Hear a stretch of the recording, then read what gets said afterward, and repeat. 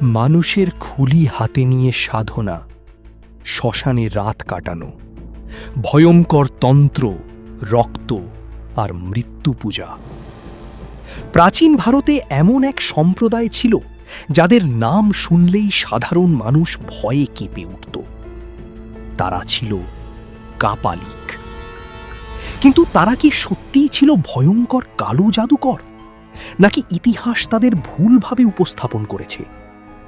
আজকের ভিডিওতে আমরা প্রবেশ করব প্রাচীন ভারতের সবচেয়ে রহস্যময় তান্ত্রিক সম্প্রদায়ের জগতে।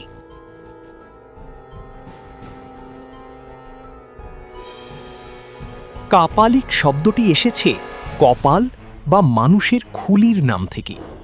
এই সম্প্রদায় ছিল মূলত শৈব তান্ত্রিকদের একটি চরমপন্থী শাখা। তারা ভগবান শিবের ভয়ঙ্কর রূপ ভৈরবের উপাসনা করত। কাপালিকরা বিশ্বাস করত মৃত্যুকে জয় করতে হলে মৃত্যুর কাছেই যেতে হবে।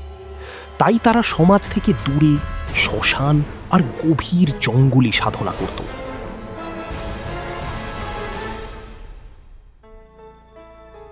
কাপালিকদের সবচেয়ে পরিচিত প্রতীক ছিল মানুষের খুলি।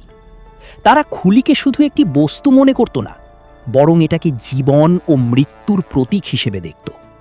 অনেক কাপালিক সাধক মানুষের খুলিকে পানপাত্র বা পূজার পাত্র হিসেবে ব্যবহার করত। এই কারণেই সাধারণ মানুষের চোখে তারা হয়ে উঠেছিল রহস্যময় ও ভয়ঙ্কর।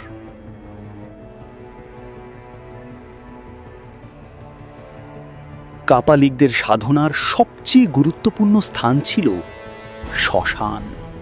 তাদের বিশ্বাস ছিল শ্মশান এমন এক জায়গা যেখানে জীবনের সব অহংকার শেষ হয়ে যায়।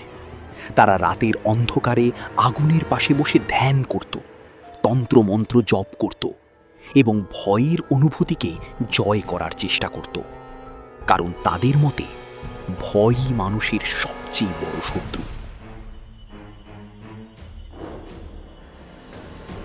কাপালিকরা নানা তান্ত্রিক আচার পালন করত। ইতিহাসে উল্লেখ রয়েছে তাদের কিছু সাধনায় মদ, মাংস এবং ভয়ঙ্কর প্রতীক ব্যবহার করা হতো। এই আচারগুলোর উদ্দেশ্য ছিল সামাজিক সীমাবদ্ধতা ভেঙে আধ্যাত্মিক মুক্তি অর্জন করা। তবে অনেক গল্পই অতিরঞ্জিত, কারণ মধ্যযুগের বহু লেখক তাদের ভয়ঙ্করভাবে উপস্থাপন করেছেন। অনেকেই কাপালিকদের ব্ল্যাক ম্যাজিক বা অশুভ শক্তির সাথে যুক্ত করে, কিন্তু বাস্তবে তাদের মূল দর্শন ছিল মৃত্যু ভয় এবং অহংকারকে অতিক্রম করা। হ্যাঁ, তাদের কিছু আচার আজকের সমাজে অস্বাভাবিক মনে হতে পারে, কিন্তু সব কিছুই অশুভ ছিল এমনটা ইতিহাস নিশ্চিতভাবে বলে না। সময়ের সাথে সাথে কাপালিক সম্প্রদায় ধীরে ধীরে হারিয়ে যেতে শুরু করে।